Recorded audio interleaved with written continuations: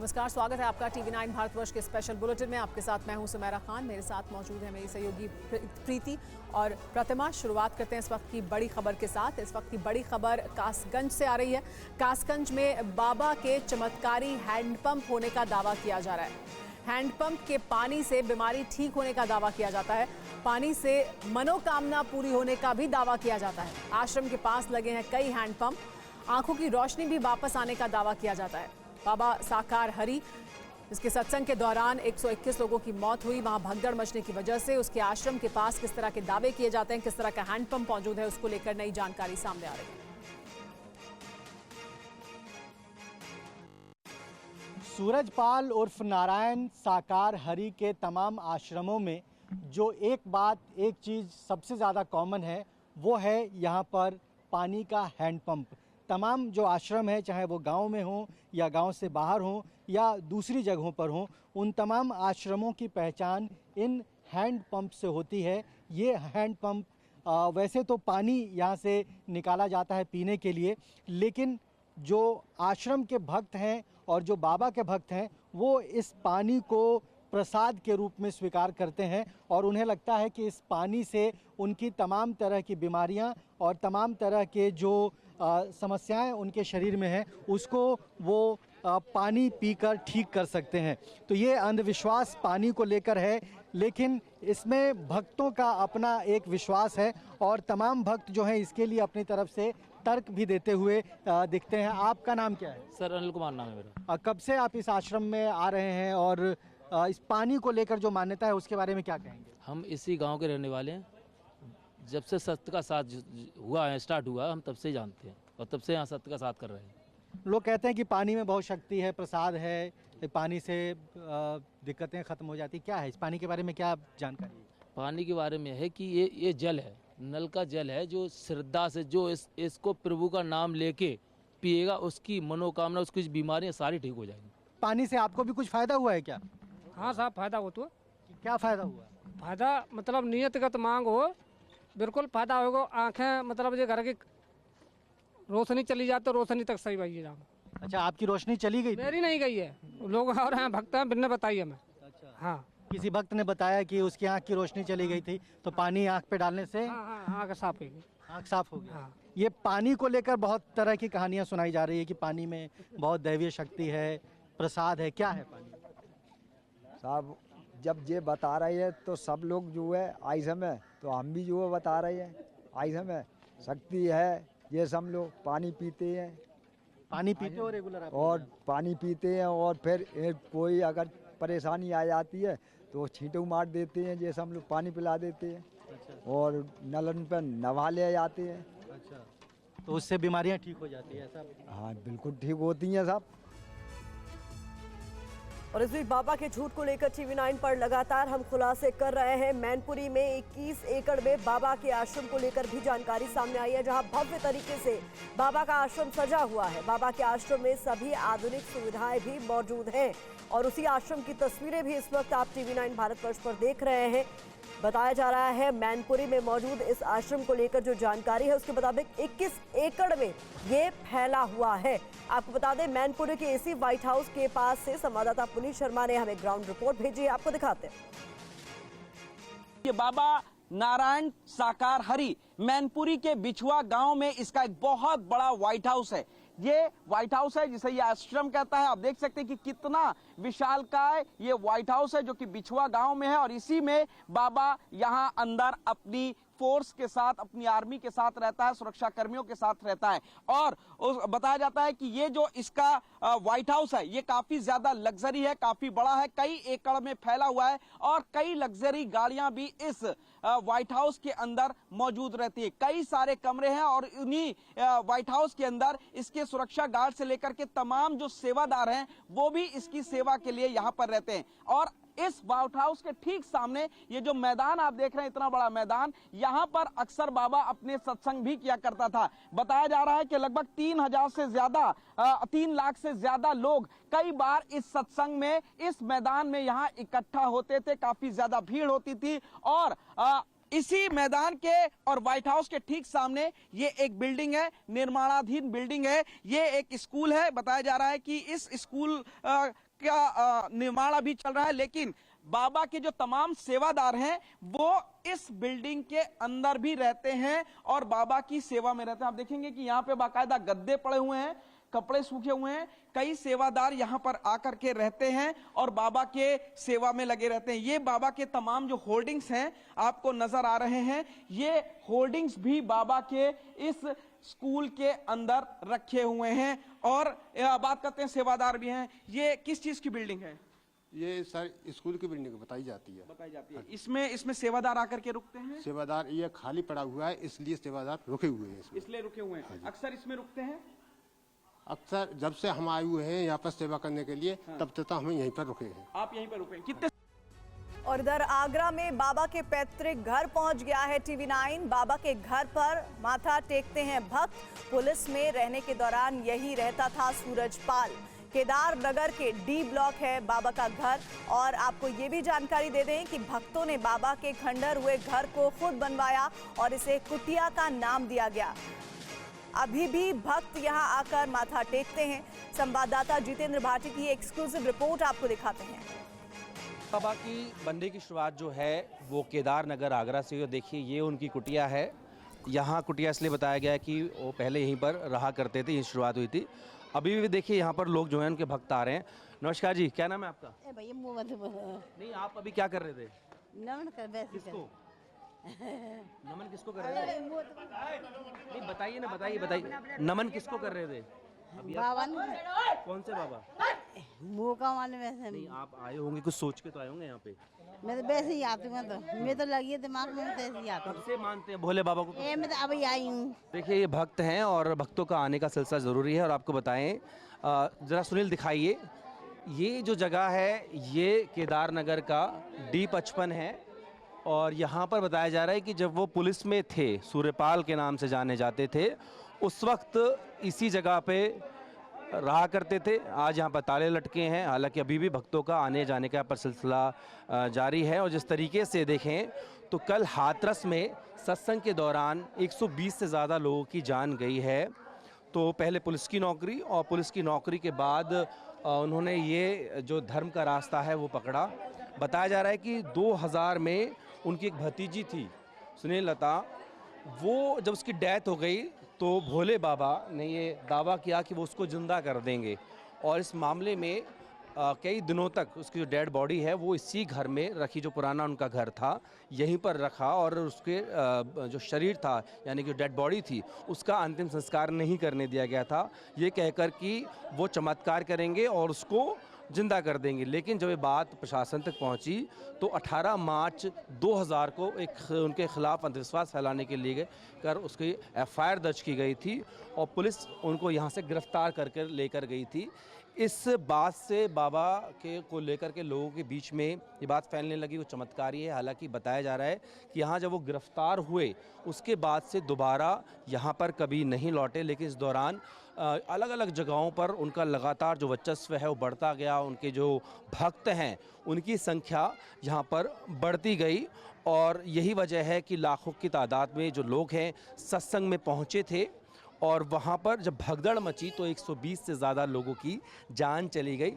जितेंद्र भाटी की आपने रिपोर्ट देखी। TV9 भारतवर्ष लगातार ग्राउंड जीरो से अलग अलग जानकारियां आप तक पहुंचा रहे हैं। हम नई नई जानकारियां जो बाबा से जुड़ी हुई सामने आ रही हैं वो लगातार आपके सामने रख रहे हैं। अलग अलग जगह पर TV9 भारतवर्ष के संवाददाता मौजूद हैं जो पल पल की जानकारी हम तक पहुंचा रहे हैं। हमारे साथ इस वक्त जुड़ गए हैं विपिन चौबे जो ग्राउंड जीरो पर मौजूद हैं, हाथरस जहां पर ये भगदड़ मची। इसके अलावा हमारे साथ पुनीत शर्मा मौजूद हैं जो बाबा के आश्रम मैनपुरी में मौजूद है। मैनपुरी में जो बाबा का आश्रम है वहां से पुनीत हमारे साथ हैं और शिवांग माथुर हमारे साथ हैं जो पुलिस लाइन हाथरस से हमारे साथ जुड़े हुए हैं। लेकिन सबसे पहले विपिन चौबे का रुख करती हूं मैं। विपिन, आप वहां पर मौजूद हैं जहां ये घटना हुई, जहां ये दुर्घटना हुई, जहां पर भगदड़ मची, और अभी भी वहां पर इस तरह के तमाम सबूत होंगे जो बताएंगे, जो बता रहे हैं कि दरअसल क्या हुआ था वहां पर और किसकी है ये बड़ा ये जो पूरे घटना है उसमें किसकी बड़ी लापरवाही थी और किसकी वजह से सब हुआ। जी बिल्कुल सुमारा, अब ये जाहिर तौर पर बहुत बड़ी लापरवाही थी दोनों तरफ से। ना सिर्फ आयोजकों ने गलती की बल्कि डिस्ट्रिक्ट एडमिनिस्ट्रेशन ने भी बहुत बड़ी गलती की और इस पूरे कार्यक्रम को हल्के में लिया और भीड़ होने के बावजूद LIU ने रिपोर्ट नहीं किया और उस रिपोर्टिंग के आधार पर कोई कार्रवाई नहीं की गई। अभी तक जो साक्ष्य और सबूतों की आप बात कर रहे हैं, मैं अभी वो खेत आपको दिखा रहा हूं और यहाँ पर वो तमाम जूते चप्पल अभी भी आपको नजर आएंगे खेतों में, जो लोगों ने भागने के दौरान यहाँ पर छोड़ दिया। और आप साफ तौर पर देख सकते हैं। और ये जो दो खेत है, एक को ये येलो रिबन से कॉर्डन ऑफ किया गया है, ये वही खेत है जिसमें 122 लाशें यहाँ पर पड़ी हुई थी।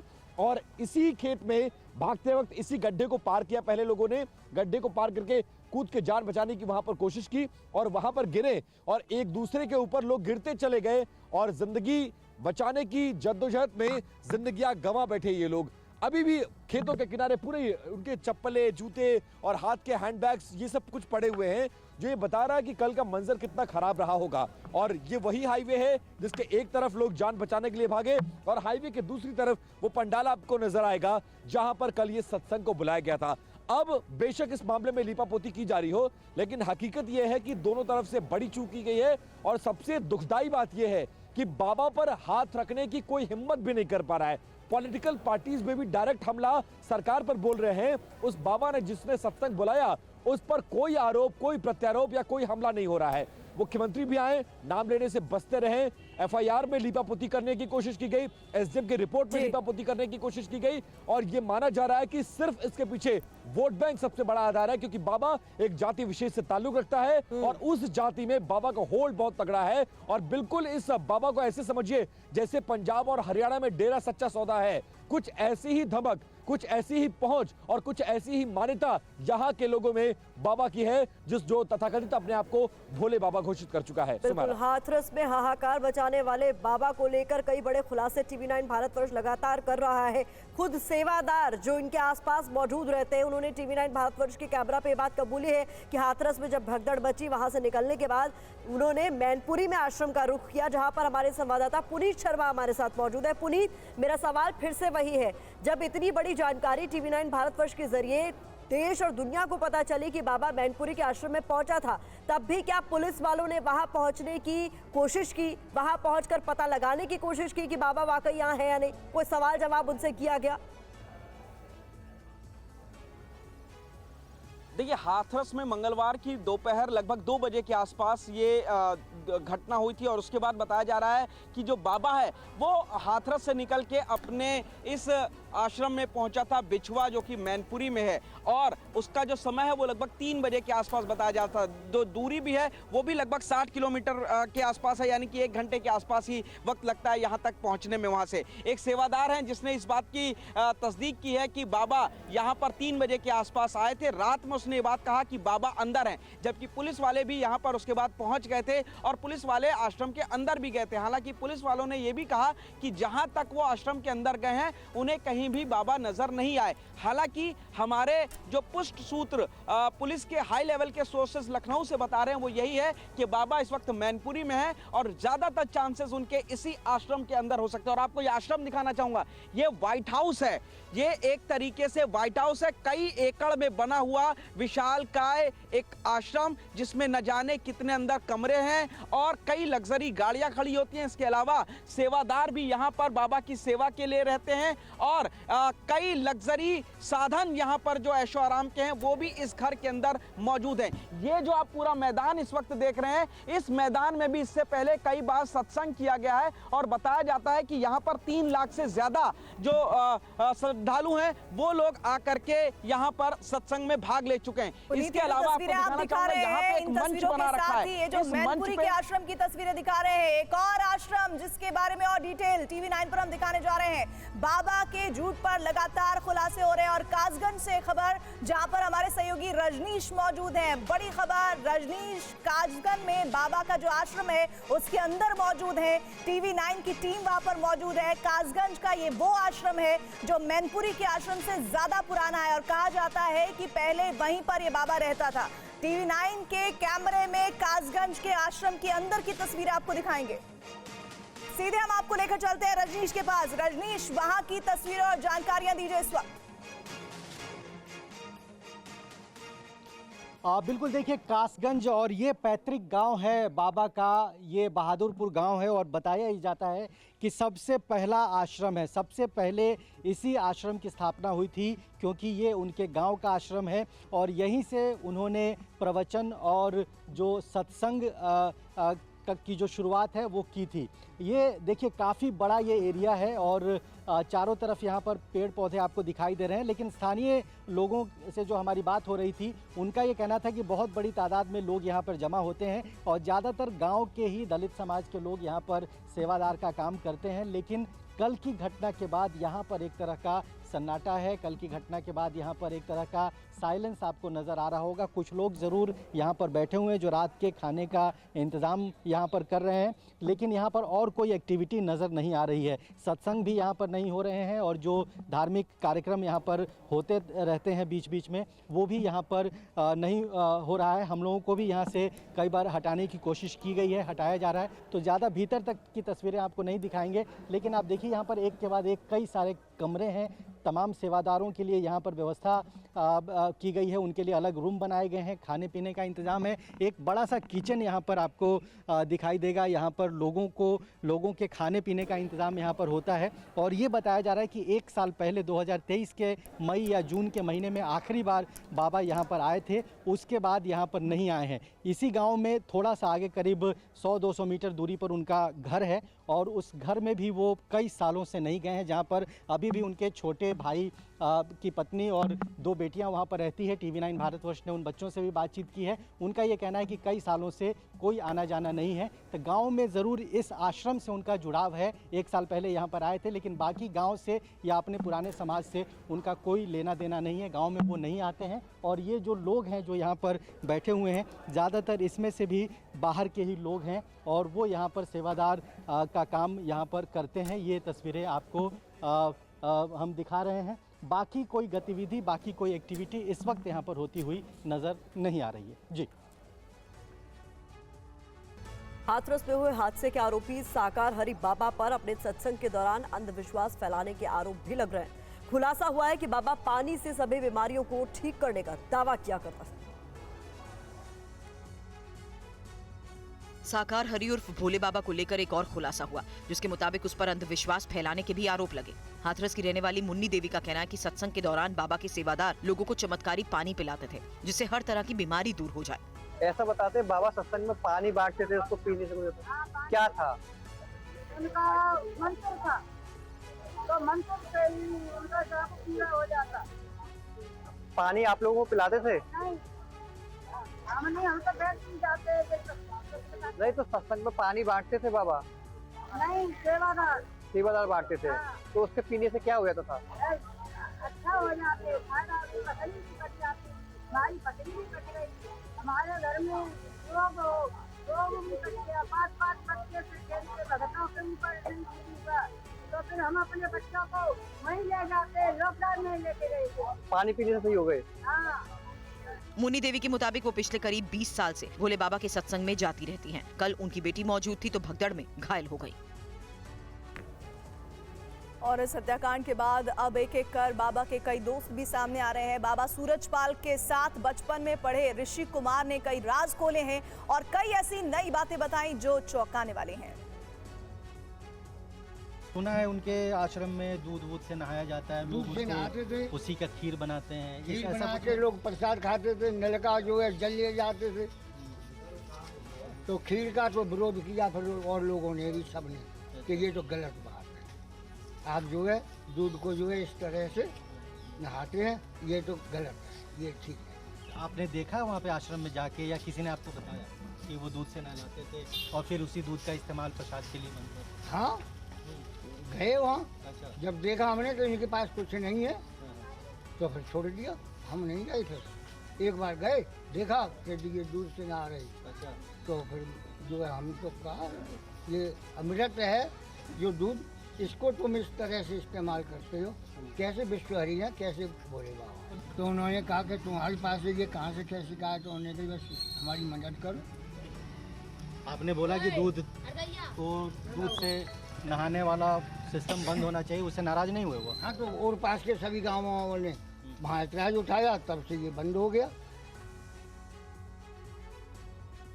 और अब सीधे रुक करते हैं पुलिस लाइन हाथरस, जहां से हमारे सहयोगी शिवांग माथुर जुड़े हुए हैं। शिवांग, बार बार एक सवाल जो लगातार गूंज रहा है इस घटना के बाद, वो ये कि आखिर बाबा का नाम एफआईआर में दर्ज क्यों नहीं है। मुख्यमंत्री योगी आदित्यनाथ ने भी प्रेस कॉन्फ्रेंस कर ये एक बात कही है कि जो इस मामले में दोषी हैं उन्हें बख्शा नहीं जाएगा, लेकिन बाबा पर एफआईआर न होने के मामले में आखिर किसका दबाव है जो बचाया जा रहा है उन्हें? देखिए प्रीति, पत्रकार वार्ता जो कुछ देर पहले ही समाप्त हुई है, मुख्यमंत्री योगी आदित्यनाथ से हम लोगों ने बार बार पूछा कि एफआईआर में बाबा का नाम क्यों नहीं है। वो इस सवाल से बचते हुए नजर आए। उनके जो प्रशासनिक अधिकारी थे वो भी इस पूरे सवाल से बचते हुए नजर आए और उन्होंने कहा कि जैसे जैसे जांच आगे बढ़ेगी, जांच का जो घेरा है, जांच का जो दायरा है वो आगे बढ़ेगा।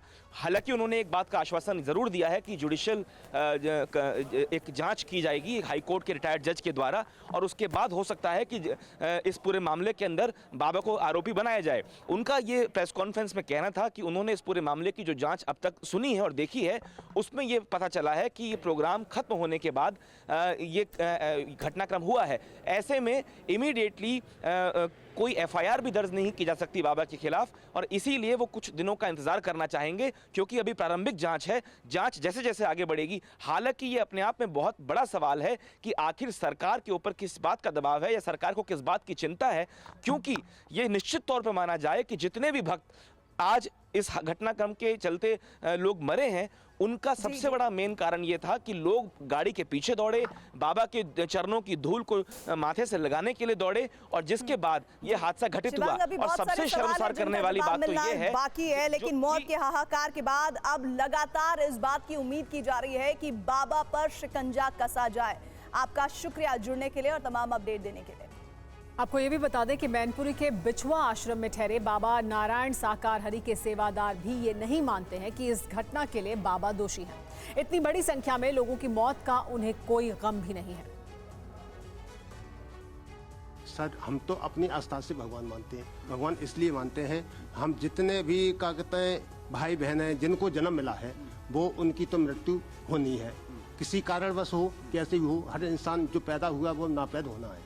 120 से ज्यादा लोगों की मौत पर यह प्रवचन है, ज्ञान है। हाथरस में हुई मौतों के आरोपी नारायण साकार हरि उर्फ भोले बाबा के सेवादार का। बाबा के संवेदनहीन सेवादारों को लोगों की मौत का कोई गम नहीं, बल्कि इनका कहना है कि जिसका जब समय आता है उसको जाना होता है, और मौत में बाबा का कोई दोष नहीं है।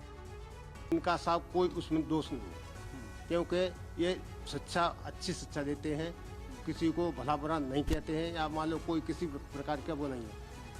लेकिन इनके ऊपर तो 5 मुकदमे भी दर्ज हैं, एक का भी मुकदमा दर्ज है पहले।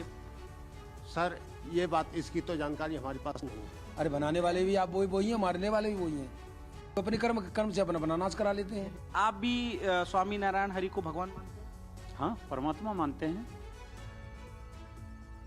बाबा साकार हरि के मैनपुरी वाले आश्रम में पहुंचा TV9 भारतवर्ष। 200 लोगों के दान से बना है ये आश्रम। जानकारी के मुताबिक 10,000 से ज्यादा चंदा देने वाले लोगों के नाम यहां दर्ज किए गए हैं। लोगों ने 2 लाख रुपए तक का भी चंदा यहां दिया। बाबा नारायण साकार गिरी की तिलिस्मी दुनिया भी काफी ज्यादा रहस्यमय थी। बताया जाता है कि बाबा के पास करोड़ों रुपए की संपत्ति थी, जबकि शुरुआत में वो काफी ज्यादा गरीब थे। इस वक्त हम मैनपुरी के बिछुआ के बाबा के उसी आश्रम के बाहर खड़े हैं। आप देख सकते हैं कि बाबा का ये भव्य आश्रम है। इसका गेट देखने से ये अंदाजा लगाया जा सकता है कि बाबा का आश्रम कितना भव्य और विशाल होगा। कई एकड़ में फैला हुआ है बाबा का ये आश्रम, और बाबा का ये एक आश्रम नहीं है। इसके अलावा कासगंज, आखरा और राजस्थान में भी बाबा के कई आश्रम है। बाबा के पास चंदा कहां से आता था, यह एक बड़ा सवाल है। और बाबा ने अपने इस बिछुआ आश्रम के बाहर जो लिस्ट लगाई है, आप देख सकते हैं कि इसमें 200 लोगों के नाम तो लिखे जा चुके हैं, और जिन 200 लोगों ने दान दिया था उनमें सबसे ज्यादा कम रकम 10,000 रुपए की है। यानी कि 10,000 के नीचे जिन्होंने भी पैसा दान दिया उनका नाम यहां नहीं रखा गया है। और बाबा के जो भक्त थे वो मैनपुरी में तो थे ही थे, इसके अलावा आसपास के इलाकों की बात की जाए तो उनके अलावा दूर दूर तक बाबा के भक्त थे। और हाथरस में हुई भगदड़ के बाद अब हर कोई ये जानना चाहता है कि आखिरकार वो बाबा कौन है जिसके प्रवचन को सुनने के लिए हजारों की संख्या में लोग आते थे। 60 सेकंड में इस बाबा के ऊपर ये रिपोर्ट देखिए। ये हैं साकार हरि बाबा उर्फ भोले बाबा। इनके भक्त कई राज्यों में हैं। उत्तर प्रदेश, मध्य प्रदेश, उत्तराखंड, दिल्ली, राजस्थान और हरियाणा में इनके अनुयायियों की संख्या लाखों में है। इन बाबा का असली नाम सूरजपाल सिंह है। इनका जन्म यूपी के कासगंज जिले के बहादुर नगर गांव में हुआ। बाबा बनने से पहले ये यूपी पुलिस में कांस्टेबल हुआ करते थे। बाबा पर यौन शोषण के आरोप भी लग चुके हैं। इन्होंने 1992 के आसपास नौकरी छोड़ दी और फिर बाद में सत्संग करने लगे। सत्संग के वक्त इनकी पत्नी भी साथ रहती हैं। इनके बच्चे नहीं हैं। गरीब वंचित तबके में इनकी खासी पैठ है। इनके यूपी, राजस्थान, मध्य प्रदेश समेत कई राज्यों में आश्रम हैं। बाबा अक्सर सफेद सूट, टाई और जूते पहनकर सत्संग करते हैं। खास बात यह है कि इंटरनेट के इस जमाने में ये बाबा दूसरे साधु संतों और कथावाचकों से अलग सोशल मीडिया से दूर है। बाबा का कोई आधिकारिक अकाउंट भी सोशल मीडिया प्लेटफॉर्म पर नहीं है। फिर भी इनके सत्संग में हजारों की तादाद में भीड़ उमड़ती है। कल की भीड़ के वीडियो लगातार सामने आ रहे हैं जो हाथरस में इकट्ठा हुई थी। एक वीडियो ऐसा सामने आया है जिसमें बाबा के सेवादार लोगों को अव्यवस्था की तस्वीर बनाने से रोक रहे थे। देखिए ये रिपोर्ट। हाथरस के फुलरई में भोले बाबा के प्रवचन की जगह की ये तस्वीर है। बताया जा रहा है कि सेवादार लोगों को वीडियो नहीं बनाने देते थे। बताया जा रहा है कि वीडियो बनाने की मनाही थी। हैरानी की बात यह कि प्रवचन के दौरान वीडियो बनाने से रोकने पर गार्ड्स की नजर थी, लेकिन जब भगदड़ मच गई तो फिर ये गार्ड्स कहां थे? सुरक्षा में चूक के लिए क्या ये जिम्मेदार नहीं? बताया जाता है कि बाबा के प्रवचन के दौरान कुछ लोग उनकी तस्वीरें लेना चाहते थे, लेकिन गार्ड सुरक्षा को छोड़ लोगों के मोबाइल पर नजर रख रहे थे। हादसे के ठीक पहले की ये तस्वीरें बताई जा रही हैं जो सोशल मीडिया पर वायरल हैं। ये वीडियो गार्ड के रोके जाने के बाद खत्म हो जाता है। यहीं पर उसे रोक दिया गया। बताया जा रहा है कि बरसात का मौसम होने की वजह से उमस थी। प्रवचन के दौरान तस्वीर जाहिर कर रही है कि उस वक्त तेज हवाएं चल रही थी। पंडाल खुला था, लेकिन बेहिसाब भीड़ की वजह से लोगों को दिक्कतों का सामना करना पड़ा। लोगों की शिकायत है कि गार्ड की अव्यवस्था कहीं न कहीं इस हादसे के लिए जिम्मेदार है। हाथरस के प्रवचन स्थल पर कुछ लोगों ने बाबा के पोस्टर पर आज पत्थरबाजी की। इस बीच बाबा नारायण साकार हरि की अंधभक्ति वाली तस्वीरें भी सामने आई। हाथरस हादसे के बाद स्वयंभू भोले बाबा के खिलाफ गुस्से में है। घटनास्थल पर लगे बाबा के पोस्टर से भी लोग नफरत करने लगे हैं। भगदड़ के बाद बारिश हो गई। पूरा प्रवचन स्थल कीचड़ से भर गया है।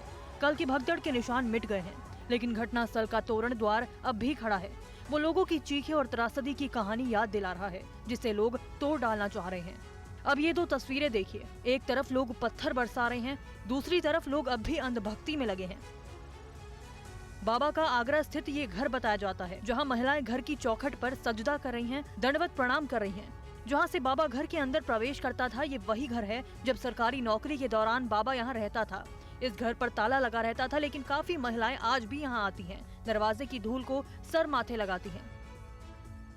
ये तस्वीरें जाहिर कर रही हैं कि बाबा के प्रति लोगों की आस्था ऐसी है कि 100 से ज्यादा लोगों की मौत के आगे भी कम नहीं हुई है।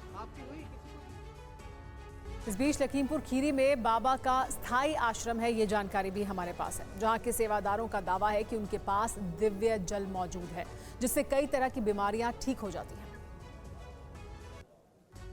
आश्रम में खास तरह का पानी है, घूंट घूंट में जिंदगी है, ये दिव्य जल है। बाबा नारायण साकार हरि के लखीमपुर खीरी स्थित आश्रम के सेवादारों का दावा है कि इस अमृत को जो भक्त ग्रहण करता है उसके सारे कष्ट दूर हो जाते हैं, जिसे ये खुद बनाते हैं। अमृत पीने से भला हो जा। कैसे बनता है? अमृत दाना काली मिर्च, लौंग, अदरक और कागज, गुर्च, जराकुश, नींबू, यही चीजें पड़ती हैं। आश्रम के पानी की भी अपनी कहानी है। लखीमपुर जिले के सुंदरवाल कस्बे का यह आश्रम करीब 20 एकड़ में फैला है। ये नारायण साकार हरि का स्थायी आश्रम बताया जाता है। बाबा साकार हरि कई महीनों तक आकर यहाँ रुकता है और प्रवास के दौरान प्रवचन करता है। कुछ दिनों पहले ही यहाँ बाबा के प्रवचन का कार्यक्रम हुआ था। ये होर्डिंग पोस्टर इसकी गवाही दे रहे हैं।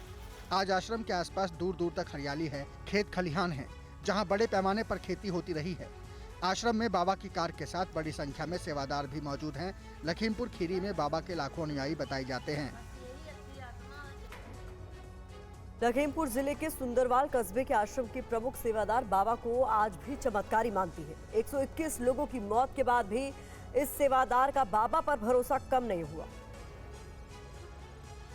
मौत के जिम्मेदार कोई नहीं, मौत के स्वयं जिम्मेदार होता है। अपनी मौत के स्वयं नहीं जिम्मेदार। जान नहीं पाई कब तक मरी ना हम जान पाएगा। साथ तुम बताओ, तुम अपनी मौत जान पाई हो, हम अपनी मौत जान पाएगा। हमका तो पता नहीं लगी कब तक पर। अब तुमका हम कत्ता समझाई कि हरि के सामने, हरि के चरणों में जो जाता है तो बहुत सौभाग्य वाला जाए, बहुत किस्मत वाला जाए। अचानक टंडम कहूँ लड़ी गए, कहूँ लड़ी गए, कहूँ मरी गए, कहूँ कुछ रहेगा, कहूँ जार खा लें, कहूँ फांसी लगा लें।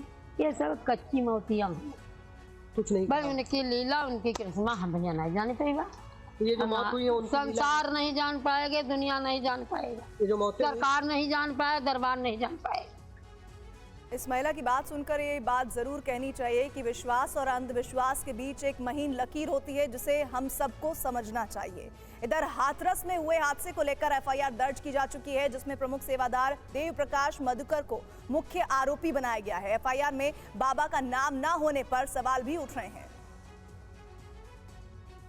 हाथरस में हुई 120 से ज्यादा मौतों के जिम्मेदारों के खिलाफ कार्रवाई जारी है। पुलिस ने सत्संग कार्यक्रम के मुख्य सेवादार देव प्रकाश मधुकर और उसके दूसरे आयोजकों के खिलाफ एफआईआर दर्ज की है।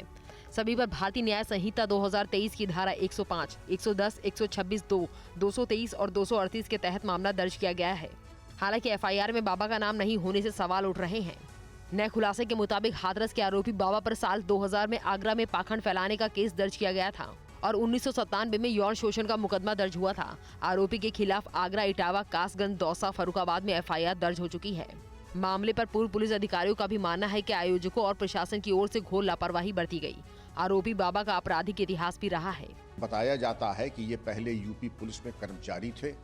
इनके ऊपर 5 जघन्य अपराध पंजीकृत थे, जिसमें बलात्कार भी था और जेल भी गए थे। कि ये जब बर्खास्त हुए, जेल गए, तो इन्होंने अपना नाम आदि बदल करके ये प्रवचन आदि का काम शुरू कर दिया। के ऊपर 5 जघन्य अपराध हैं, जिसमें एक बलात्कार भी बताया जाता है।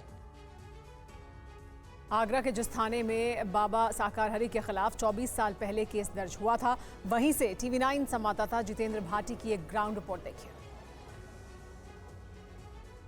शाहगंज जो थाना आप देख रहे सामने आगरे का, इसमें एक मुकदमा दर्ज किया गया और मुकदमे में आरोपी बनाया गया भोले बाबा का, जो कि उस वक्त सूरजपाल थे।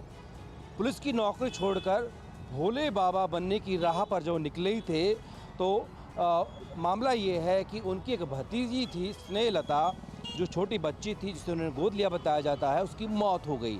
तो ऐसे में खबर ये फैलाई गई कि भोले बाबा उस बच्ची को जिंदा करेंगे, चमत्कार करेंगे। बात पहुंची इस शाहगंज थाने तक और 18 मार्च सन 2000 को इस मामले में मुकदमा दर्ज किया गया कि जो भोले बाबा हैं, उस वक्त सूरजपाल थे, वो एक मृत बच्ची को जिंदा करने की बात कर रहे हैं, षड्यंत्र रच रहे हैं, यानी कि अंधविश्वास फैला रहे हैं। इस मामले में पुलिस पहुंची और सूरजपाल को उस वक्त उन्होंने गिरफ्तार भी किया, थाने लेके आई। हालांकि बहुत देर तक वो नहीं रहे, उसके बाद में थाने से छोड़ दिया गया उनको।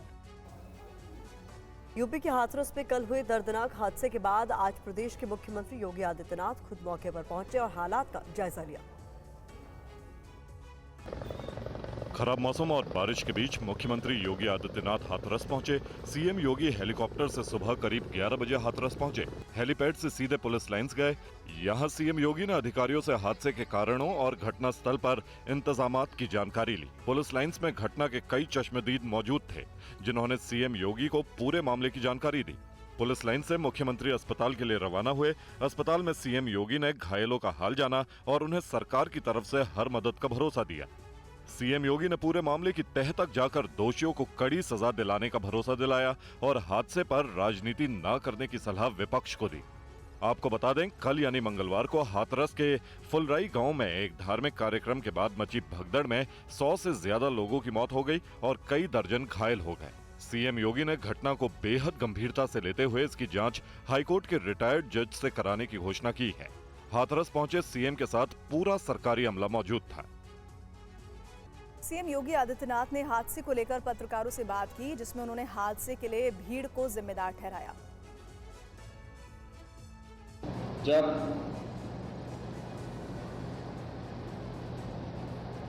इस कार्यक्रम में जो सज्जन वहां पर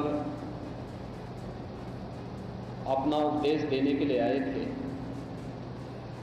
उनका कार्यक्रम या उनकी कथा संपन्न हुई तो कथावाचक के मंच से उतरने के बाद जीटी रोड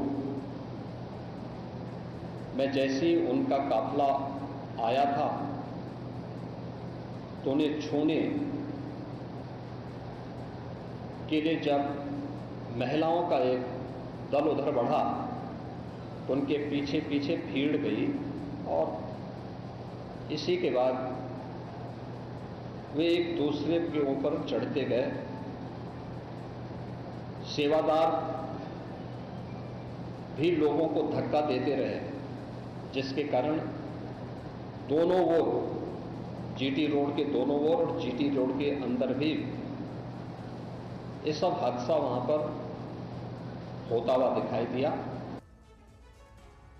सीएम योगी ने व्यवस्था में चूक के लिए सेवादारों को भी जिम्मेदार ठहराया है। उन्होंने कहा कि दुर्घटना को दबाने की कोशिश की गई, लेकिन जब प्रशासन ने घायलों को हॉस्पिटल ले जाना शुरू किया तो ज्यादातर सेवादार भाग निकले। सीएम ने मामले की न्यायिक जांच की बात भी कही है। इस पूरे घटनाक्रम के लिए हम लोगों ने एडीजी आगरा की अध्यक्षता में एक एसआईटी गठित की है, जिसने अपनी प्रारंभिक रिपोर्ट दी है और इस घटना की तह में जाने के लिए उनसे कहा गया है। बहुत सारे ऐसे पहलू हैं जिन पर जांच होनी बहुत आवश्यक है। हम लोग इस बात को किसी भी प्रकार से डिनाई नहीं कर सकते कि इस प्रकार की घटना केवल एक हादसा नहीं होता है। अगर हादसा भी है तो उसके पीछे कौन जिम्मेदार है, और अगर वह घटना घटित हुई है तो इसके पीछे हादसा नहीं तो साजिश किसकी है, कौन इसके पीछे है।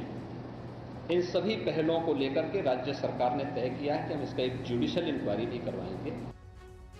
और इस बीच बाबा साकार हरि का नोएडा के नया गांव में भी आश्रम है। इस बात का खुलासा हुआ है 2022 में 35 दिनों तक इसी आश्रम में रुका था ये बाबा। नया गांव में तालाब के पास ये आश्रम बना हुआ है। बिना नक्शा पास कराए बाबा का ये आश्रम बना है। सत्संग मंडली से जुड़े लोगों ने आश्रम का निर्माण कराया था। फिलहाल आश्रम में कोई भी नहीं रहता।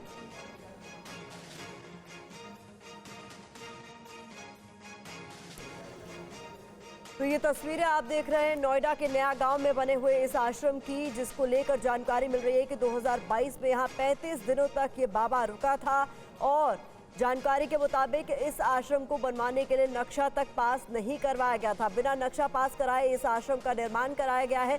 सत्संग मंडली से जुड़े लोगों ने इस आश्रम का निर्माण कराया था और जानकारी ये भी कि फिलहाल इस आश्रम में कोई नहीं रहता, यानी खाली पड़ा हुआ ये आश्रम नोएडा का, जिसको लेकर जानकारी मिल रही है। नया गांव में तालाब के पास ये आश्रम बना है और इसको लेकर जानकारी के मुताबिक बिना नक्शा पास कराए ही इसका निर्माण करवाया गया। ये बड़ा सा आश्रम है। यहाँ पर 2 बड़े बड़े गेट आपको देखने को मिल जाएंगे। यहाँ पे फेज 2 थाने की पुलिस भी जांच करने आई है कि आखिर ये आश्रम किसका है, इसके पीछे कौन लोग हैं जो इसको चलाते हैं। जो स्थानीय लोगों का कहना है कि यहाँ पर आश्रम में हर रविवार को प्रवचन होता है, संगीत होते हैं, भक्ति गीत होते हैं और जो बताया जा रहा है कि जिस तरीके से यहाँ पर लोग इकट्ठे होते हैं वो यहाँ पर नारायण साकार हरि के भजन गाते हैं। आपको बता दें ये आश्रम के अंदर आप देख सकते हैं ये स्टेज है जो नारायण शाकाहारी, हालांकि 2021 में ये आश्रम बना था और 2022 में एक बार वो कार से यहाँ पर आए थे, लेकिन अंदर नहीं आए और बाहर से ही निकल गए थे। यहाँ पर आश्रम में एक इनका पोस्टर भी यहाँ पर मिला है, आप देख सकते हैं। ये जो पोस्टर है आपको तस्वीर में दिखाई दे रहा है, ये पोस्टर जो है लपेट कर रखा गया है। ये जो एरिया है पूरा लगभग 1000 गज में फैला हुआ है।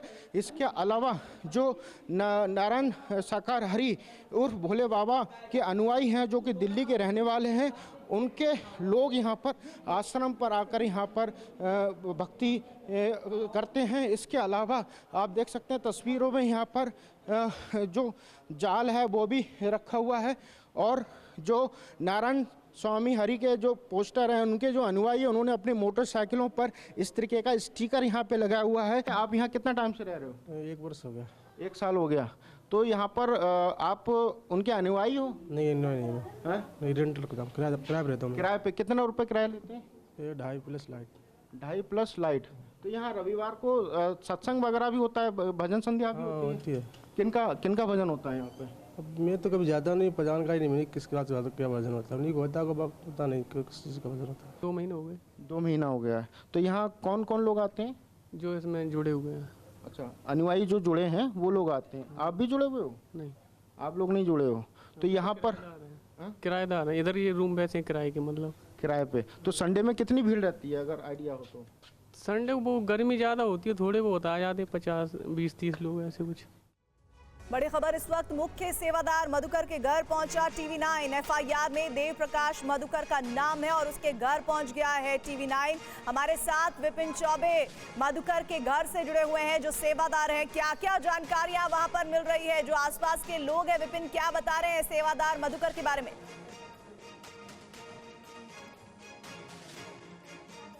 देखिए इस पूरे मामले में अब पुलिस ने FIR रजिस्टर कर लिया है और बाबा के मुख्य सेवादार वेद प्रकाश मधुकर, देव प्रकाश मधुकर के घर हम इस वक्त मौजूद हैं और सिर्फ वो नहीं बल्कि उनके करीबी के घरों पर भी इस वक्त ताले लगे हुए हैं। TV9 भारतवर्ष आपको सबसे पहले वो तस्वीर दिखाता है। यहाँ पर आप ऊपर वो फोटो देखिए जो खुद को भोले बाबा के नाम से, तथाकथित भोले बाबा के नाम से प्रसिद्ध है जो बाबा, और जिस बाबा के प्रवचन के दौरान ये सब कुछ हुआ है उसकी फोटो यहाँ पर है। और उसके बाद आपको हम वेद प्रकाश मधुकर के आवास की फोटो दिखा रहे हैं। ये वेद प्रकाश मधुकर की आवास जो सिकंदराराव रेलवे स्टेशन है, न्यू दौलतपुरा कॉलोनी का ये उसका आवास है। और FIR के बाद से कल जब स्टैंपेड हुआ है, इतने लोग मारे गए हैं, तो उसके बाद से उसका पूरा परिवार यहां से फरार है और उस ताले की तस्वीर इस वक्त आपको नजर आ रही है। सिर्फ देव प्रकाश मधुकर नहीं बल्कि उसके और भी सहयोगी। ये दूसरा मकान देखिए, ये गौरी शंकर का मकान है। गौरी शंकर के मकान पर भी इस वक्त ताला नजर आ रहा है। पूरा मकान देखिए कैसा आलीशान मकान है। इसके अलावा इनके साढ़ू जो इनके रिश्ते में आते हैं, चंद्रदेव, ये तीसरा मकान मैं आपको दिखा रहा हूं। ये तमाम लोग ऐसे हैं जो अज्ञात में जब इन्वेस्टिगेशन होगी तो ये लोग कहीं ना कहीं इन पर सवाल खड़े हो सकते हैं। और अब मैं तीसरा मकान आपको दिखा रहा हूं। ये तीसरे मकान पर लगा हुआ ताला देखिए।